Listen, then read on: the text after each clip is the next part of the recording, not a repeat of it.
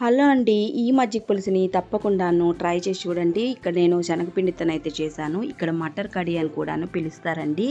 ఈ మజ్జిగ పులుసు తప్పకుండా ట్రై చేసి చూడండి. రైస్‌లోకి చాలా బావుంటుంది.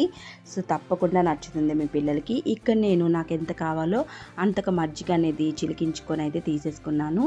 సో, మీరు క్వాంటిటీ బట్టి తీసుకోవచ్చనమాట. సో, ఇందులోనే 2-3 టేబుల్ స్పూన్ వరకు శనగపిండినైతే యాడ్ చేసేసుకోవాలి. సో, అరకప్ అయితే ఉన్నదనమాట. అంటే హాఫ్ కప్ కన్నా ఇంకా తక్కువే ఉందండి. సో, టేస్ట్‌కి తగ్గ సాల్ట్ యాడ్ చేసేసుకొని బాగా చిలికించుకోవాలి.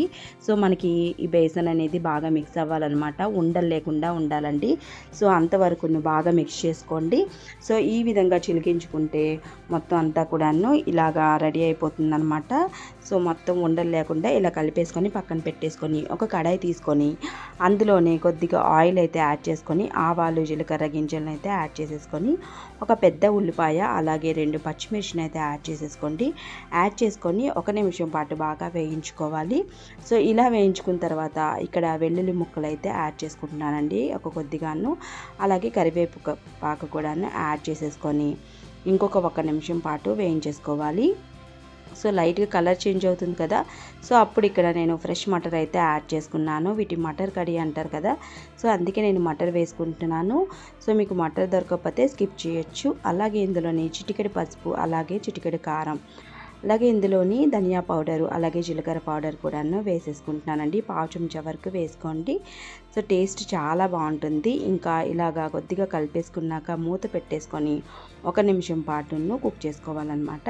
సో, మటరు మసాలా అనేది బాగా వేగిపోతుంది. ఇలా వేగిన తర్వాత ఇక్కడ మనం పక్కన పెట్టుకున్న ఈ మజ్జిగనైతే ఇందులోని యాడ్ చేసేసుకోండి. సో, ఇలా యాడ్ చేసేసుకొని కంటిన్యూగా కలుపుతూనే ఉండాలండి. సో, సాల్ట్ నేను ముందే వేసుకున్నాను కదా! నాకైతే సరిపోతుంది. కావాలంటే మీరు వేసుకోవచ్చు. ఒక్క బాయిల్ వచ్చేంత వరకు ఇలా కలుపుతూనే ఉండాలి. సో, మరీ చిక్కగా అయితే బేసన్ చట్నీ అయితే అయిపోతుందండి. సో, అందుకే మీరు మజ్జిగ పులుసు ఎలా ఉంటుందో ఆ థిక్నెస్ మీరు చూసుకొని పక్కన పెట్టేసుకోవాలి. సో, ఇప్పుడు అందులోనే ఆవాలు, జీలకర్ర, ఆయిల్ వేసేసుకొని తాలింపు అయితే వేసుకోవాలి. ఇక్కడ కొద్దిగా నేను ఇక్కడ ఎండుమిర్చి, అలాగే పసుపు, కారం అన్నీ కూడాను వేసుకున్నానమాట. సో, కరివేపాకు కూడా వేసుకొని లాస్ట్‌లోని కొద్దిగా ఇంగు వేసుకొని ఇక్కడ తాలింపు అయితే వేసేసుకున్నాను.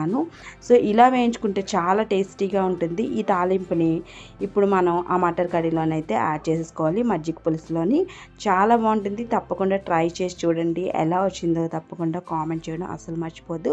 వీడియో నచ్చితే తప్పకుండా లైక్ చేసి సబ్స్క్రైబ్ చేసుకోండి. థ్యాంక్ యూ అండి. Thank you for watching.